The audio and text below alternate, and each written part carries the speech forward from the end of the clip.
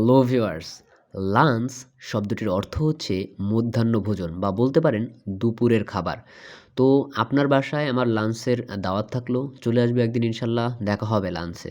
লাঞ্চের সমউচ্চারিত একটি শব্দ হচ্ছে লঞ্চ। এখানে শুধুমাত্র একটি ওয়ার্ডের পার্থক্য রয়েছে, একটি শব্দের পার্থক্য রয়েছে। তো লঞ্চ শব্দটির অর্থ হচ্ছে লঞ্চ বা শুরু করা। লঞ্চ কি? এটা যানবাহন, পানিপথে ব্যবহৃত হয়, আপনারা নিশ্চয়ই এটা ব্যবহার করেছেন। শুরু করা কোনটা? সেটা হচ্ছে যদি কোনো কোম্পানি নতুন কোনো প্রোডাক্ট বাজারে আনে, তাহলে ওটাকে আমরা লঞ্চ করা বলি বা শুরু করা বলি, মানে ওই প্রোডাক্টটা শুরু করা, যাত্রা করা আর কি।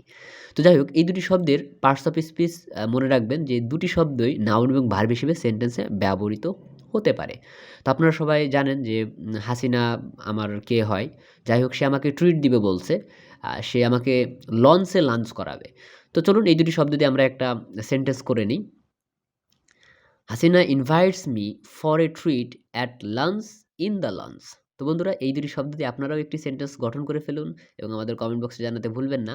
আশা রাখি আপনাদের ভালো লাগবে। ধন্যবাদ সবাইকে।